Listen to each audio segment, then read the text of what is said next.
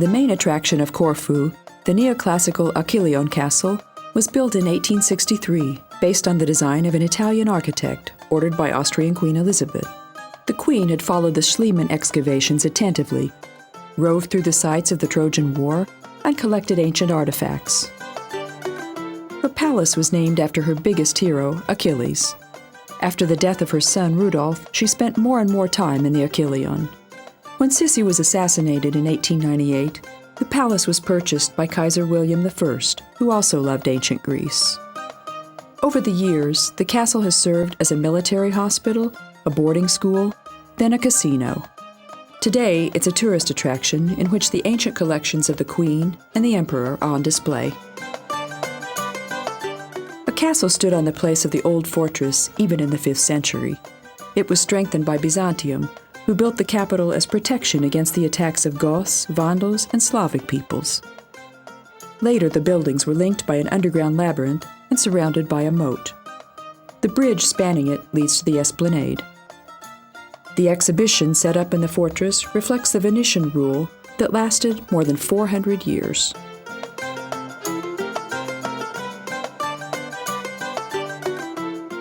The neoclassical building, which stands on the northern side of the main square, was the office of the English governors. After the secession of the Brits, it became the residence of the Greek royal family. Today, an extremely rich Asian art collection can be found in it.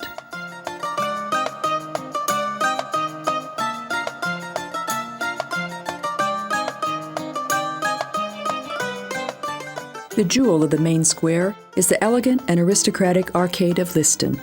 It was designed by the engineer de Lesseps, the father of the builder of the Suez Canal, and patterned after the Rue de Rivoli. Earlier, only noblemen used to be allowed to walk here. In the meantime, the pleasant shelter offered by the cafes and restaurants of the arcade is gladly accepted by tourists. The houses with wrought iron balconies and blue-green screened windows in the old town were built under French rule. Thus, it's of course not by accident that this part of the capital inspires a feeling of the French Riviera or Italian coastal cities. The bell towers cast their shadows on old wells, narrow alleys, and winding steep stairs. The little scenic streets lead to some squares with quite odd-shaped ground plans. The most beautiful building of the Campiello district is the Panagia Antivoniotissa Church. Here, icons and paintings have been exhibited by such famous masters as Lombardos and Damaskinos since the 11th century.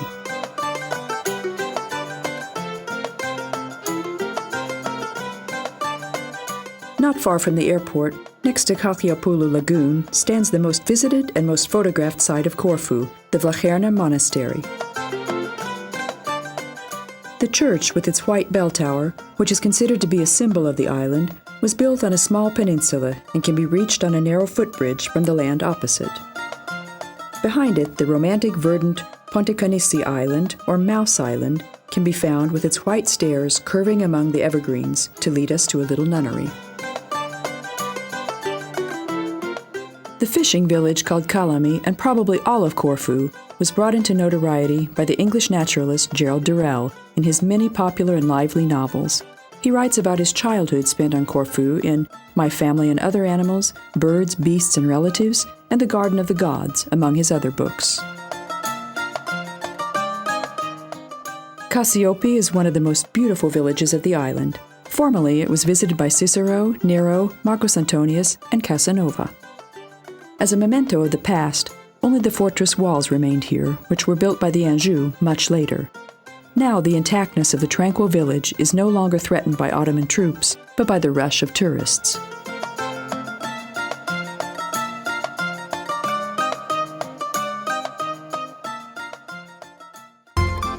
Sidari is the most popular and fashionable holiday resort of the area. The characteristically striped walls of sandstone bearing memories of several millennia and rock formations shaped by water and wind appear on almost every postcard of Korfu.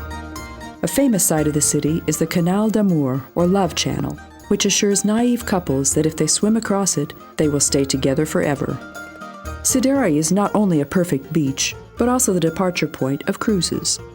Ships leave to Diapontia Island, Paleokastrica, and Cassiopi from here. Of course, we can rent other watercrafts too, for instance paddle boats or kayaks.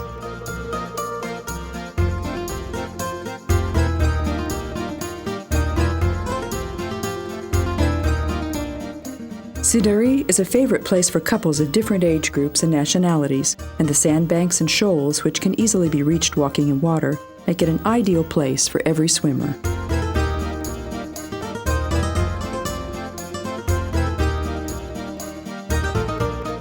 One of the peaks of the mountains rising above Paleokastrica was named, not by accident, Bella Vista, or Beautiful View. The view opening up from the terrace of the cafe is one of the most fantastic panoramas, even on a world scale. The two bays are separated by a narrow promontory. Their cliffs are covered with rich vegetation. It's worth getting a closer view of the reefs and cliffs shooting out of the sea by boat or paddle boat. Several smaller rock cavities were formed here.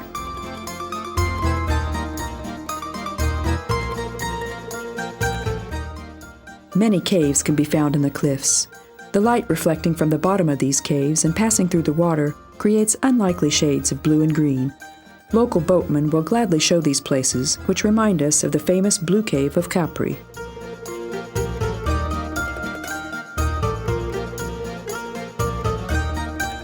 Paleokastrica is the place where, according to Homer, Odysseus and Nausicaa met.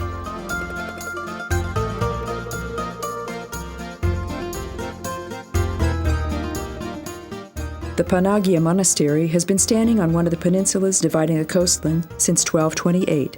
Its current shape was created in the 18th century. Several dozen monks used to live here. Today, it's a museum exhibiting authentic articles of personal use as well as a valuable icon collection.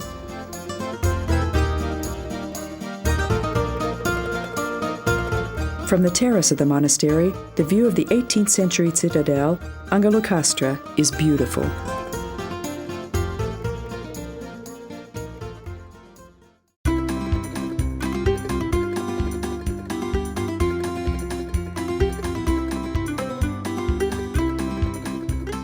Crete is 260 kilometers long and is called the Great Island by the Greeks.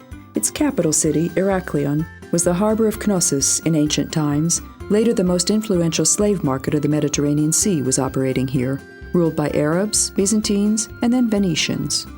The relics of the arched dry docks of the Venetians are still standing today. The ships of the famous Venetian fleet were built and repaired in the arsenal. Today, tourists enjoy the cool of their shade.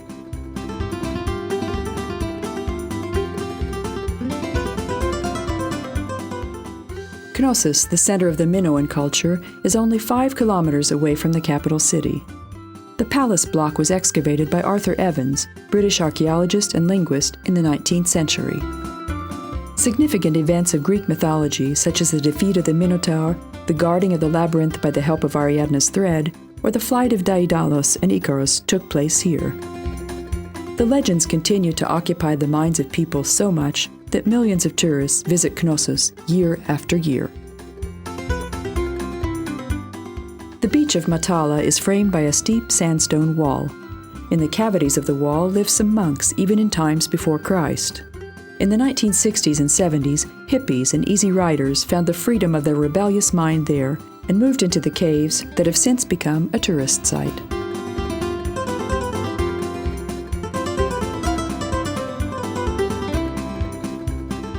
Aeosz Nikolaosz was built on the little peninsula of the coast to the scenic Mirabello Bay, a specially situated Mediterranean town. Its salty inner lake is bordered by steep cliffs and a little bridge crosses over its narrow sea outlet.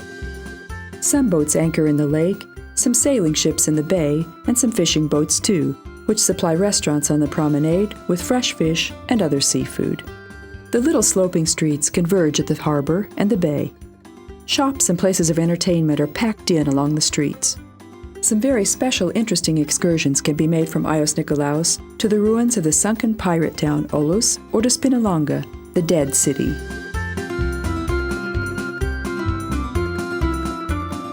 Rethimno is the third most densely populated city of the island and the center of Cretan cultural life at the same time. It's also an academic city, taking pride in its music academy and Academy of Fine Arts. In its architecture, of course, Venetian as well as Turkish influence can be shown. Due to this, the look of the old town is extremely lively. The intimate square is framed by Turkish-style buildings with wooden porches and Venetian residential houses where the Rimondi fountain can be found. Its ornamented Corinthian pillars surround a gargoyle with 3 lion heads.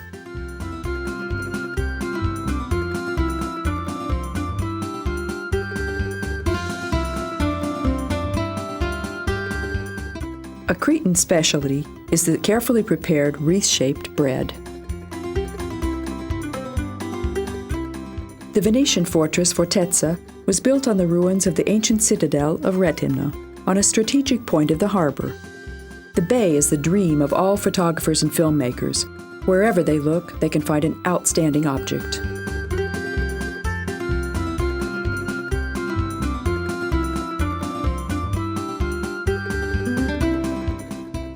Hania, the second most populous city of Crete, still preserves its scenic medieval image. A motor raft carries guests to the restaurant built on the pier. The curving, narrow alleys of the old town, together with medieval Venetian Ottoman houses and 19th century neoclassical buildings, combine to create an amazing picture. On top of this, Lefka Ori Mountain lies like a jewel in the background. A characteristic feature of Hania is the hansom cab in which tourists are driven around the old town. A large part of the 3-kilometer-long town wall exists even today. Departing from the fortress called Castelli, we can walk along the edge of the bay, along the long lines of shops situated on the ground floor of Venetian patrician houses. The now classical film Zorba the Greek was recorded near Hania, which was written by the greatest son of Crete, Nikos Kazantzakis, with music composed by Theodorakis.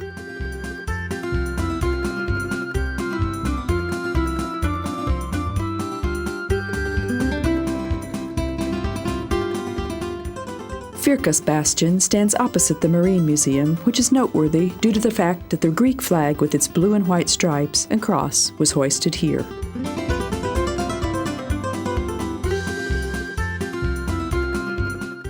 The crown of the natural beauties of Crete is Samaria Gorge, which is part of the World Heritage. The majestic peaks sometimes hide bashfully behind the clouds. A long, crooked road leads to the entry of the national park. From Ziloskalo, narrow stairs lead down the side of the gorge, which offers an unforgettable sight, with protected plants, a species of mouflon only to be found here, as well as spectacular rock formations. At the entrance, visitors are given a card, which has to be returned at the exit so that mountain rescuers know if someone is missing and can go in search of them. The abyss reaches the sea after 18 kilometers at Airumali.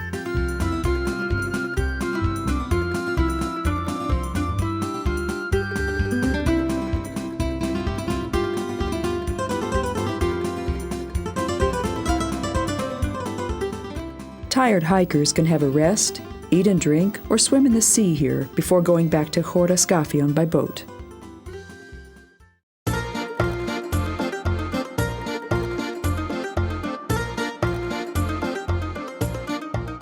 Rhodes is the biggest island of the Dodecanese.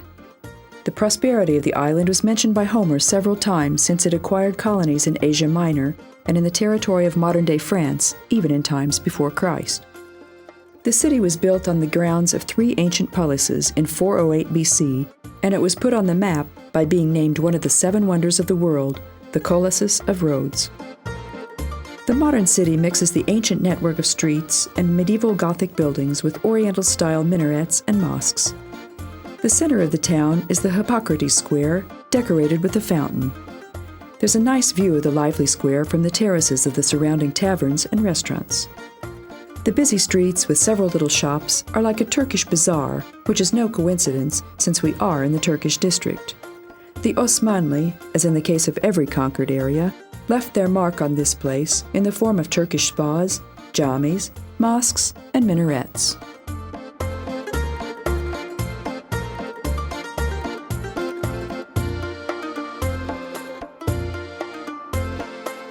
In the harbor stands St. Stephen's Cathedral, which is well known for its church clock. Next to it, we can find the ornamented building of the prefecture, the monument of Italian occupation. Nia Agora, the Moorish-style marketplace, and the beach fit well into this environment.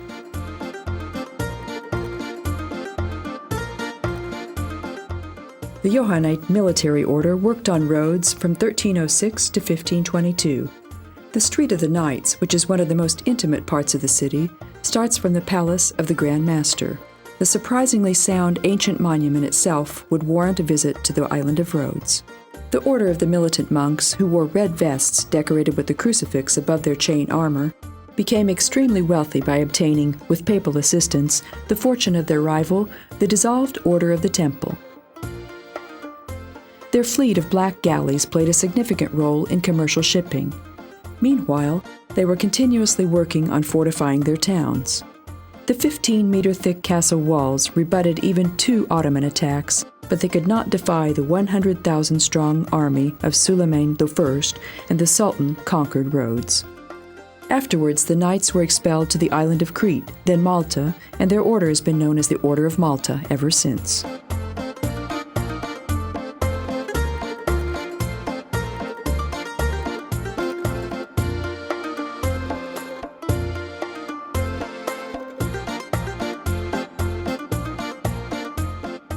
On the pier of the harbor stand 3 characteristic windmills that used to grind grain transported by ships as early as the 1400s.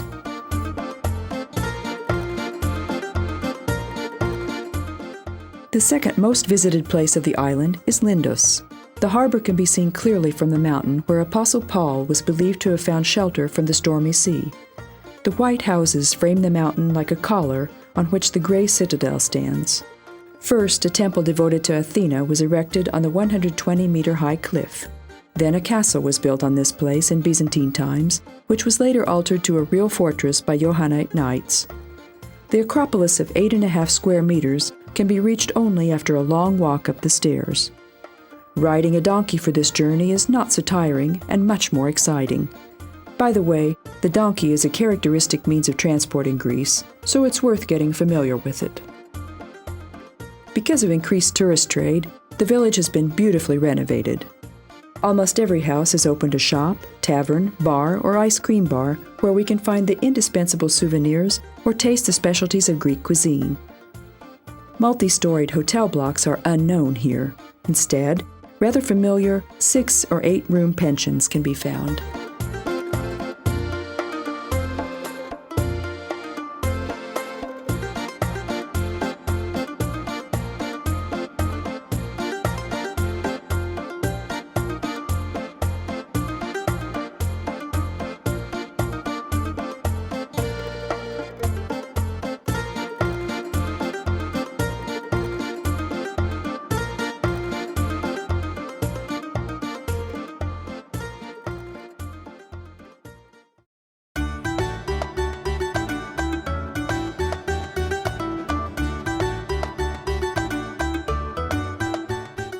The island of Kos is called the Island of Peace, Soul, and Tranquility, yet it's still most widely known as the birthplace of Hippocrates.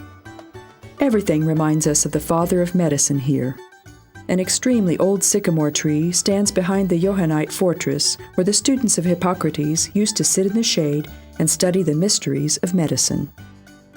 The island is only 8 kilometers away from the Turkish coast, near the town of Bodrum, which was called Halikarnassus in ancient times. It seems as if the history book of Kos had been carbon copied from that of Rhodes. Its masters were first the Dorians, then the Achaians. Later it was conquered by Byzantium and Venice. In the 14th century, the Johannites did some fortifying work here. In 1522, it was conquered by the Ottomans, their mosques and minarets creating an oriental atmosphere in the city.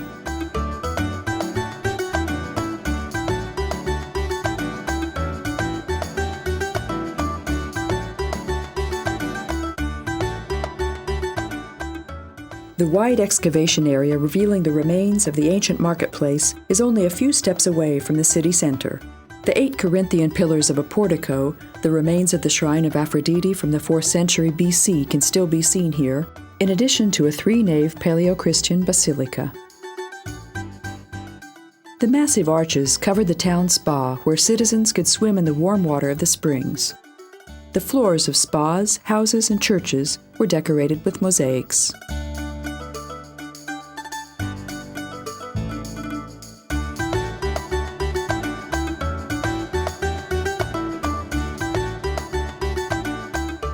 The modern marketplace and market hall of the city can be found not far from Agora.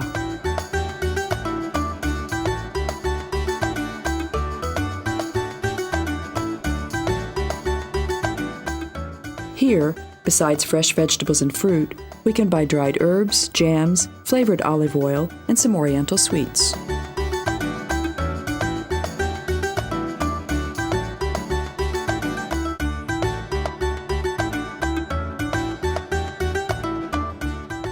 Asklepion is a 2,400-year-old health resort which is established after the death of Hippocrates, but in his spirit. One of the most important points of his doctrines was that he separated the sciences from the Holy Office. The place was named after the mythological figure, the son of Apollo. On the first floor of the 4-story building were the spas and guest rooms. Healing took place in the porticos of the second and third floor, while the church was located on the top floor. Spa therapy, herbal cure, massage, even hypnosis, meditation, and special diets were used to treat people.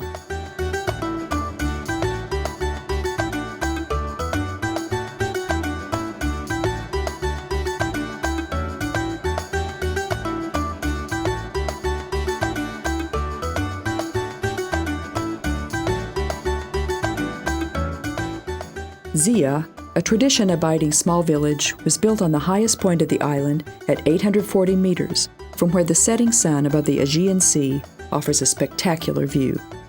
Travel agencies bring their visitors here to a dinner and folklore evening with music and dance. After the amazing sunset, tasting excellent Greek wines livens the atmosphere.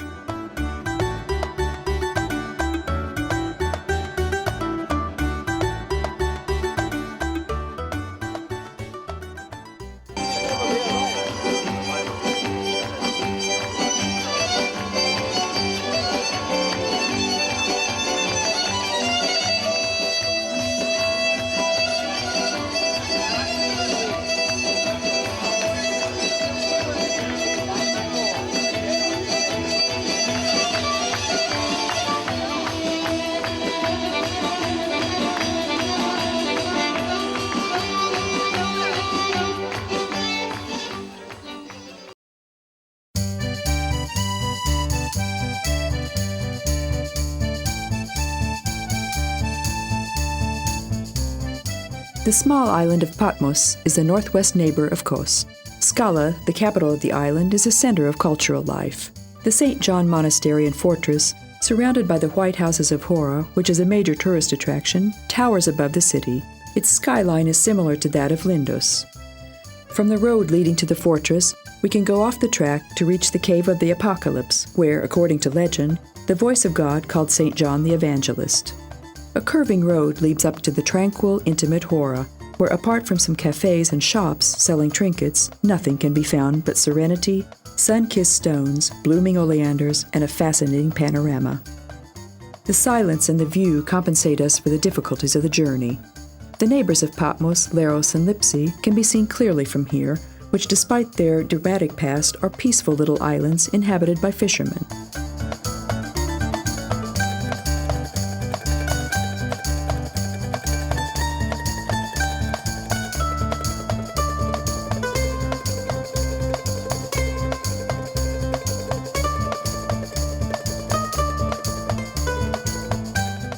Patmos, which was once under papal protectorate, has always been an ecclesiastical center.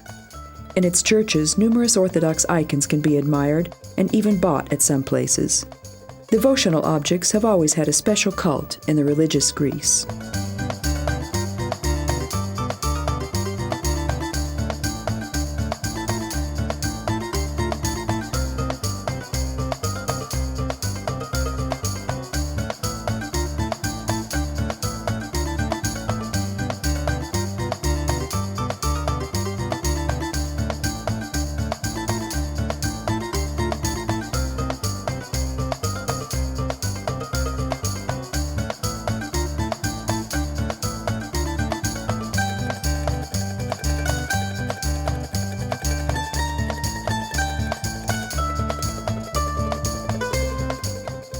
The golden brown walls of the monastery are encircled by a scalloped molding. The building is a fanciful mixture of terraces, stairs, closed yards, and archways that has gained its present form over many centuries.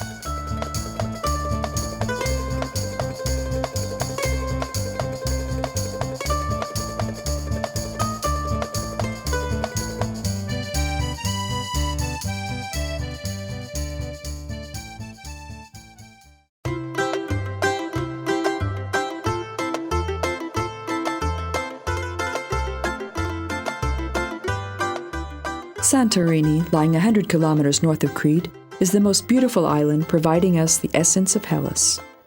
the white houses of its capital, Fira, crowd all in a heap in a lively extravaganza. Every curve of the narrow, winding alleys larded with stairs shows yet another miracle. The flat roof of the houses is the terrace of the flat above, from where the view of the incredibly blue surface of the Aegean Sea is simply amazing.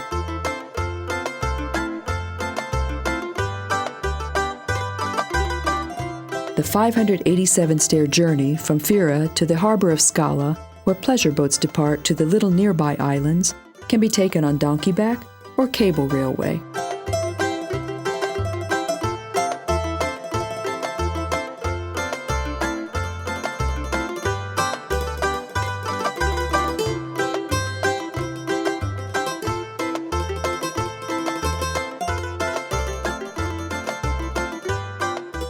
The long row of cube-shaped houses is broken by a blue-domed church or a thatched windmill.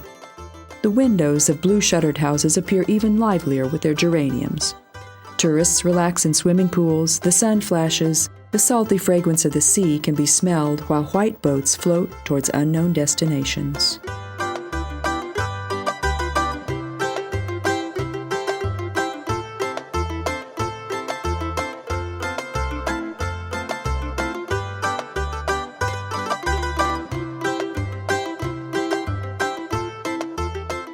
The once rounded island shrank to a crescent shape due to a volcanic eruption in Minoan times. An active volcano, frequently spitting ashes and lava, used to stand on the place where now the sea shines in the bay of the crescent. In the 15th century BC, the volcano erupted. The mountain disappeared at that time, creating the present form of Santorini. The sea was ablaze for 4 days between Terra and Terracia, wrote an ancient author, when a 2-kilometer-long flaming lava island, Paleokameni, or the Old Stone, emerged from the ebullient sea. More recent eruptions frightened the islanders even in the 1950s.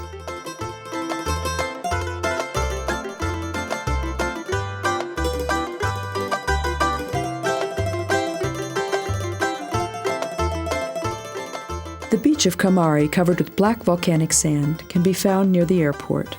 The settlement was built at the foot of the oldest mountain of the Aegean Sea, Mesavurno, which was a harbor of Thera in ancient times. It was also sunk by a volcanic eruption until it was brought to surface again by another one in the last century. The village had to be rebuilt from its ruins after the earthquake in 1956. By today, Kamari has become the most prosperous and fast-developing resort of the island. It's popular and loved for its clean water and sandy beaches, as well as for a wide choice of water sports and activities. The intimate promenade is attractively framed by hotels of varying categories.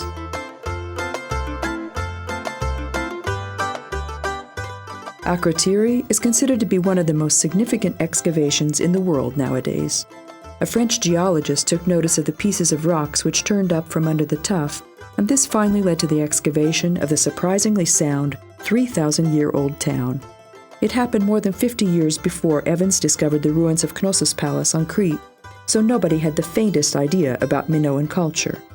The findings, appearing sometimes from under 15-meter-deep volcanic ashes, confirmed the assumptions of Marintos, a famous archaeologist, concerning the expanded Minoan Empire working with Crete as its center. The appearance of Ia is thought to outshine even that of the capital city, Fira. The mixture of intimate houses is the embodiment of a Greek dream itself.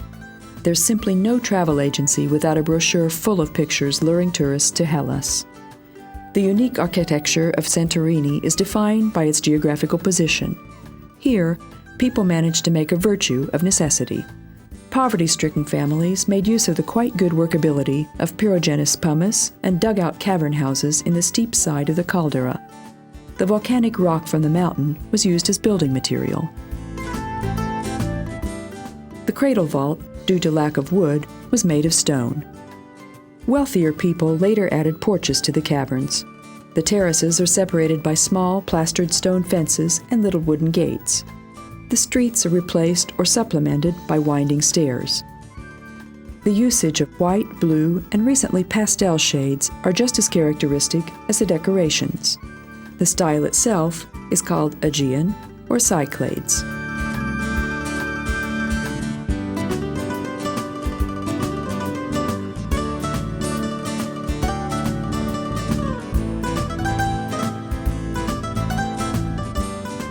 Nowadays, amateurs argue a lot about whether Atlantis, the marvelous land first described by Plato, existed or not.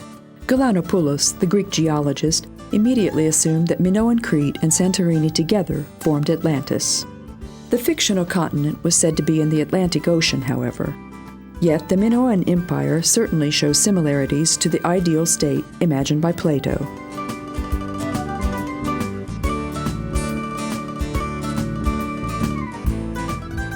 Moreover, the catastrophe said to have destroyed Atlantis shows great similarity to the eruption and explosion of the Santorini volcano, earthquakes, and tsunami that destroyed the Minoans. The stakes are enormously high. If Atlantis had existed, the man of the Stone Age would not be a descendant of the Neanderthal ancestors, but the survivor of a civilization that had existed earlier but was destroyed in a worldwide cataclysm. The evidence would basically knock holes in the theories established about the evolution of mankind.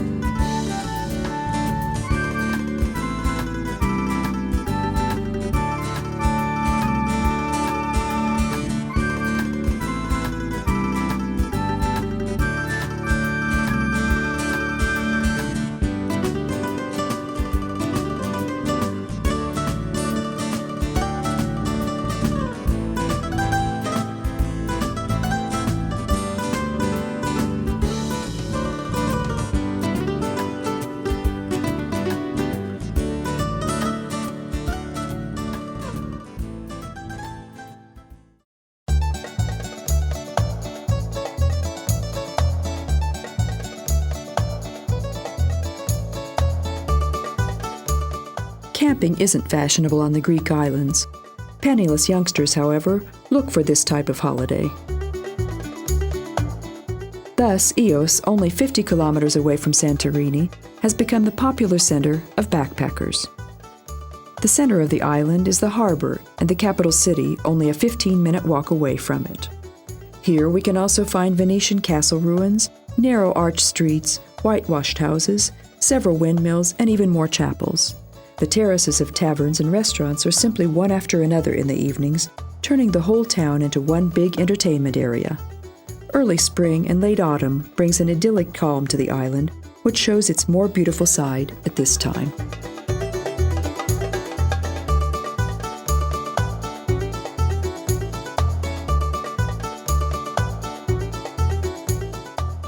On the popular beaches of the island, we can try jet skiing, surfing, water skiing, parachuting, and other water sports, but the water, which is clear and transparent even in the deep, favors divers too.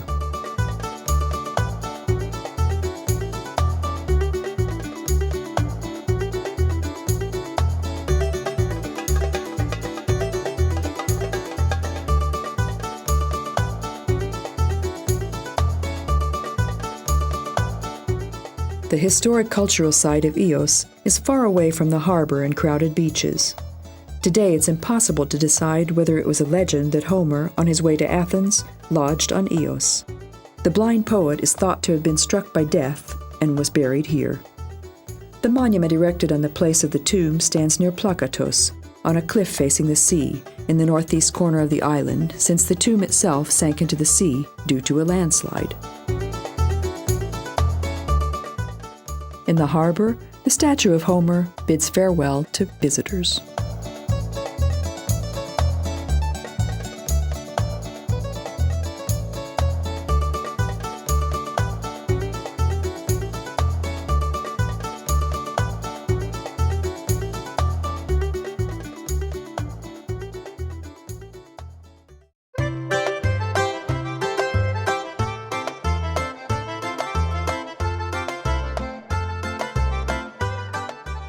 For a long time, Mykonos was mentioned only as a transit station among tourists who arrived to visit the excavation site of Delos. Then it became an outstanding holiday resort in the 50s and 60s. What's the secret of its success? Undoubtedly, everything can be found here just like on other islands. Cycladic houses with white walls lined cobblestone narrow alleys winding on the basis of a quite incomprehensible logic.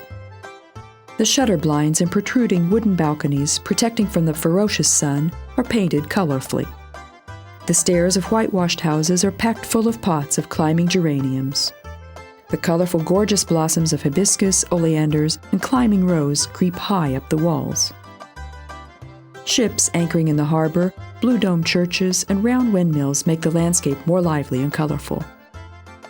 However, this would make the island hardly more than a tourist center.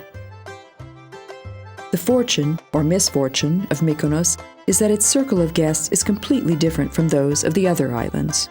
Mykonos has always accepted differences, and that's why it's become so heterogeneous itself. It's made the island the favorite European holiday resort of Hollywood celebrities, rock stars, nudists, homosexuals, bohemian artists, capital aristocracy, and playboys.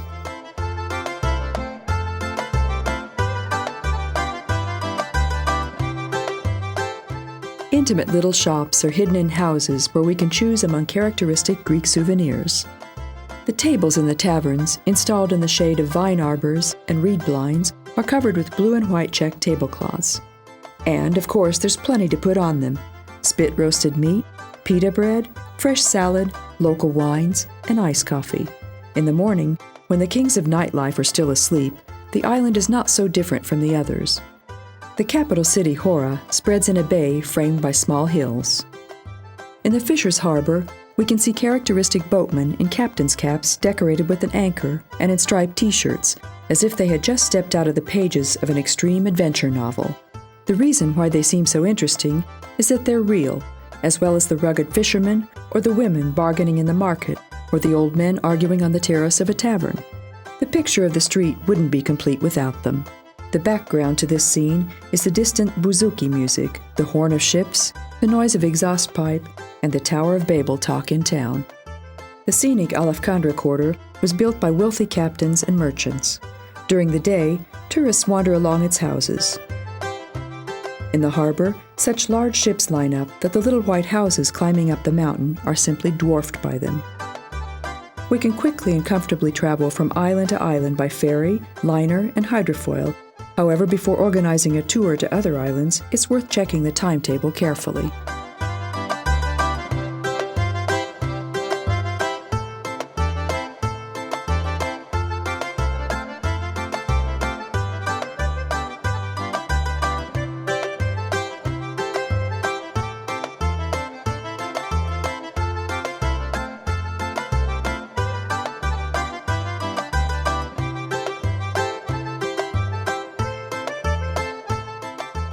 The island is not really big.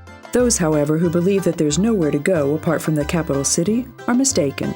Over the past decades, holiday resorts have been built in every possible place. For instance, Megaliamnos, Platiskialos, Ornos near Hora, or the popular Ioannis, with more and more luxurious hotels and several kinds of entertainment and sports facilities. Farther on the south coast of the island, we can choose Kalolivadi, Aya Anna, or Kalafatis.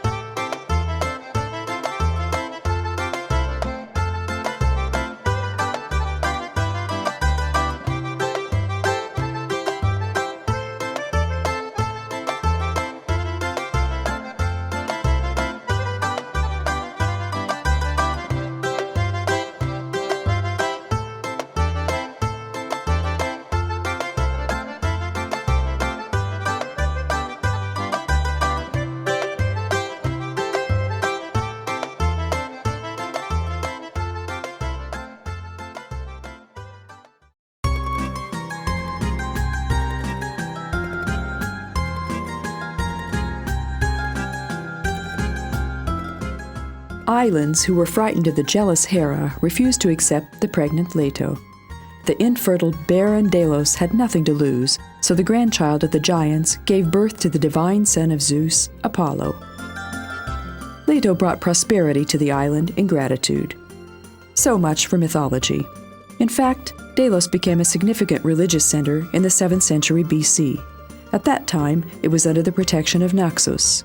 The continuously expanding Athens formed the Delian League after defeating the Persians. The treasures coming from taxes were carried to the Parthenon.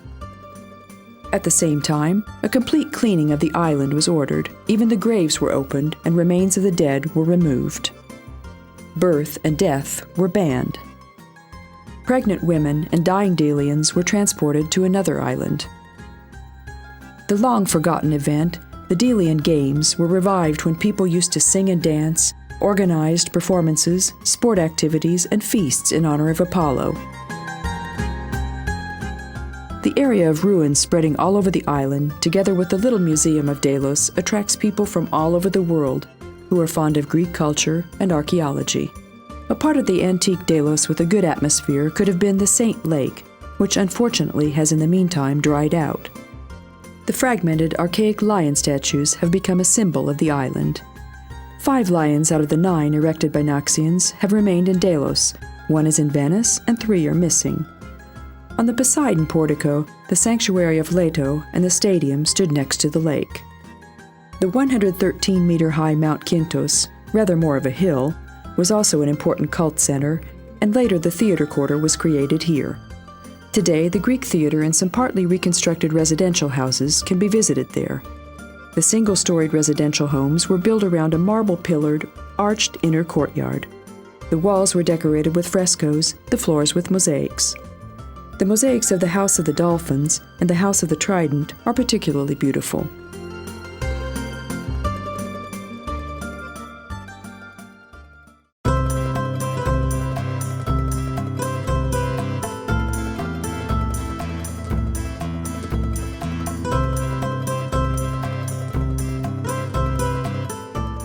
Naxos, which used to be rich and of great significance in ancient times, cannot compete with Santorini and Mykonos today. The infrastructure of the biggest island of the Cyclades is now under construction. If we stand facing the scenic amphitheatrical town, the Palatia Peninsula with its famous marble gate can be seen on the left side, while Platia, the lively arched main square, on the right. The continuance of the main square is the promenade following the coastline. The Venetian castle and the surrounding romantic old town rise above it. The monumental marble gate is the remains of an unfinished Apollo temple from 26 centuries ago. From the main square or the coastal promenade, we can walk up to Castro on winding and ever-ascending streets. This scenic part of town, divided by stairs and arches, is Burgos, inhabited chiefly by Orthodox believers. Everything that is important for tourism can be found in the trade district at the beach. Among the stores, gift shops, cafes, and pubs, travel agencies, program offices, shipping companies, airlines, exchange offices, and car rentals can be found, plus automatic teller machines.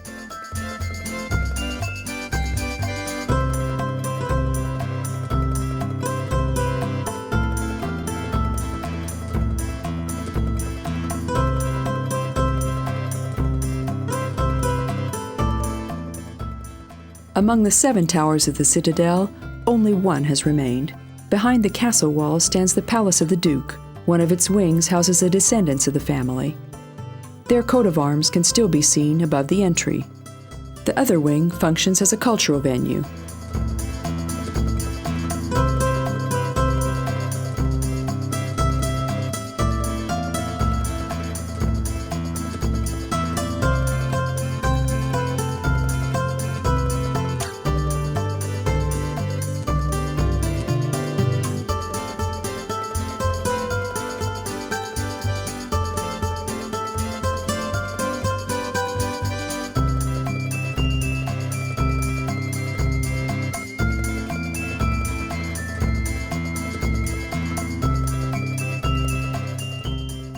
The 13th century Catholic cathedral reminds us of the Venetian aristocracy whose generations were buried here.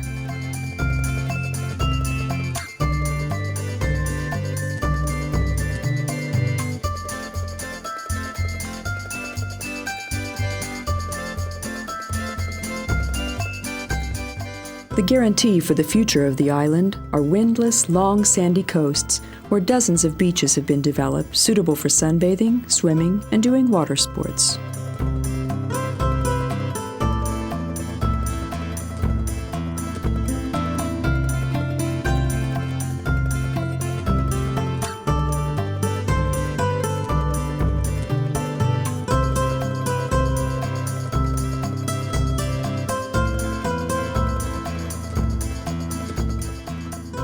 Agriculture has played a significant role recently on the island, which has richer vegetation than the Cyclades in general.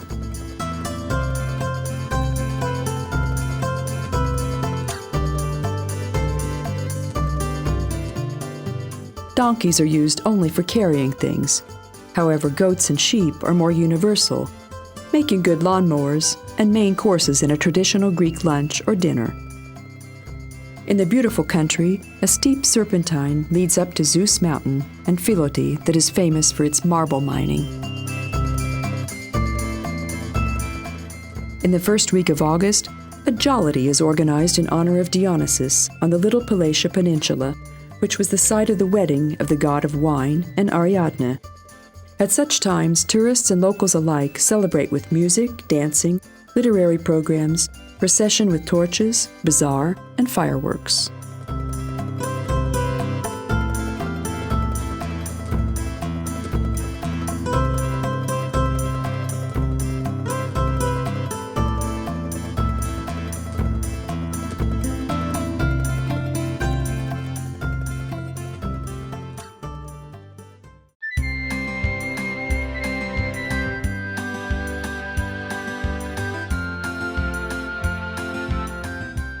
The island of Paros lies at the intersection of the routes of cruises in the Cyclades. Its gently sloping hills are just as green as those of Naxos, only 8 kilometers away.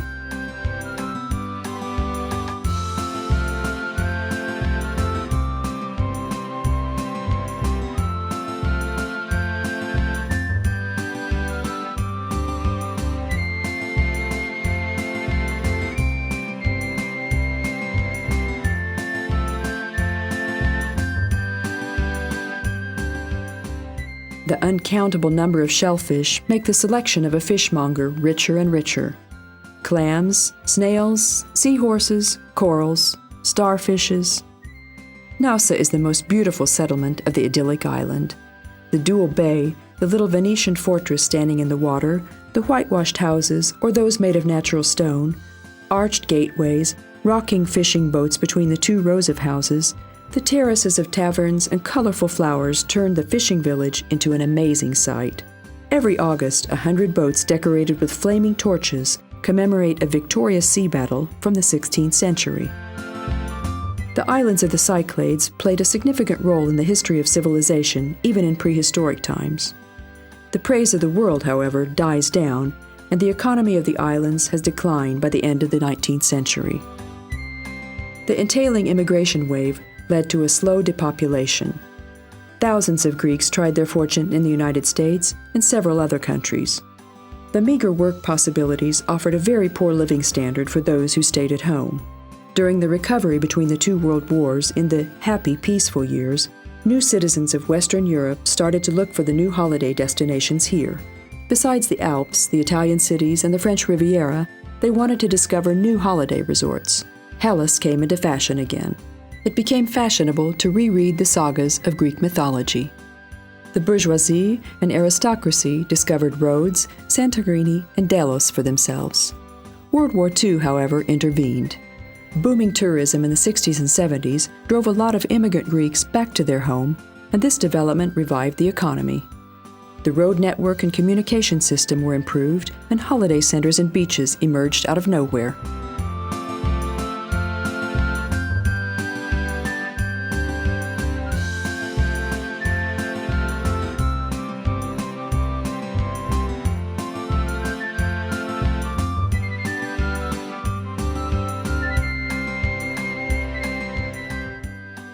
Kolumbitris, this one-of-a-kind beach, can be approached by car or powerboat from Nausa.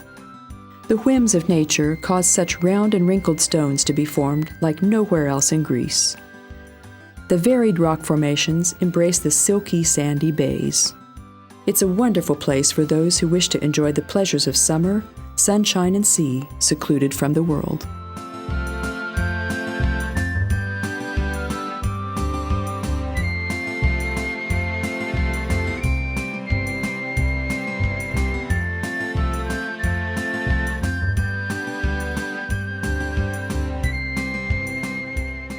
Paros has always been famous for its marble quarries.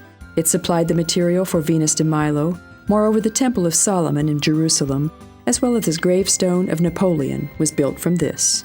A temple, Panagia Hekatontapiliani, built partly of marble, stands in the capital city too.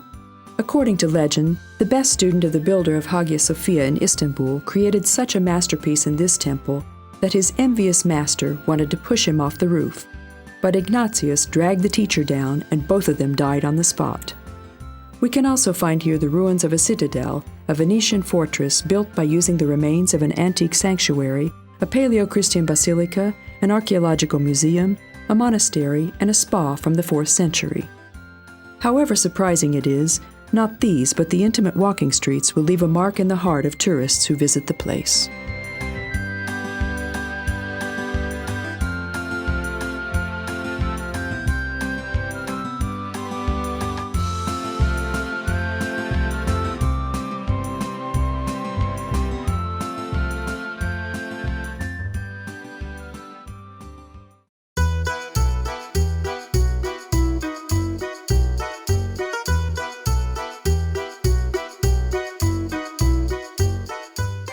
The mountainsides of Tinos are dominated by vineyards and the valleys by olive groves.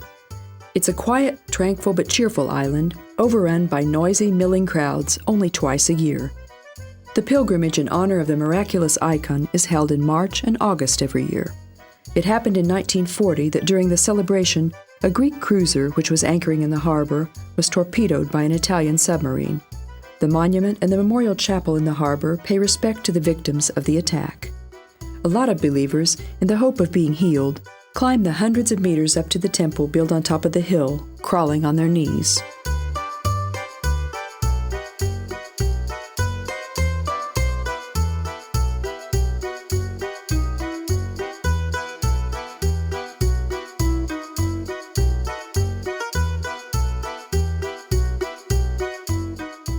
There are numerous shops in the streets leading from the harbor to the temple. Gifts, oriental sweets, spicy olive oils, and honey are sold here. However, the souvenirs that are sold in enormous quantities in the shops of Tinos are sacred images, devotional objects, candles, and icons.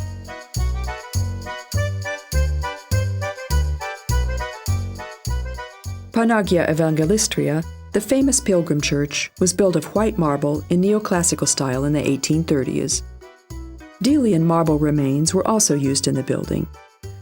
There's a wide staircase leading to the closed yard, which is framed by decorative arched buildings from 3 sides. The miraculous icon is said to be the work of St. Luke, and it was found in the 10th century crypt chapel by a nun, Sister Pelagia, who was later sainted by the church.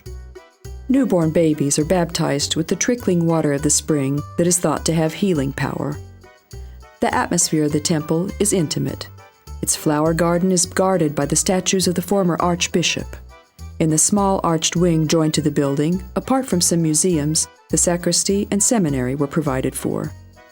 The art gallery and the exhibition of local artists are also very interesting. The treasury and the Byzantine museum, however, are simply impossible to miss.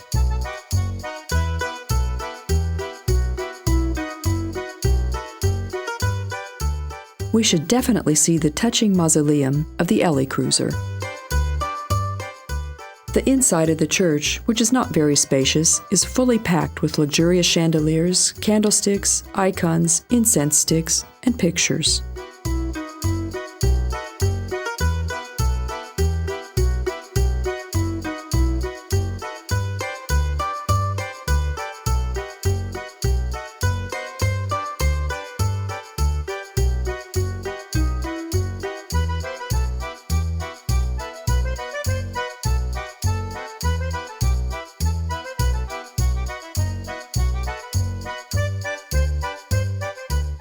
The most scenic settlement of the island is Pyrgos.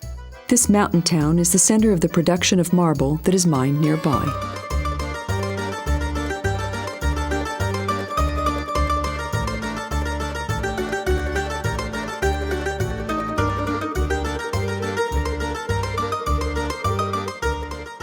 Thousands of strange little buildings can be seen in Tinos. The Columbary, the 2-story white building as big as a normal house decorated with geometrical patterns, was the invention of Venetians who were indulged in breeding carrier pigeons. Looking back from the ruins of the Venetian castle named after St. Helen, we can see not only Tinos, but the Aegean Sea and the enchanting Greek islands in it.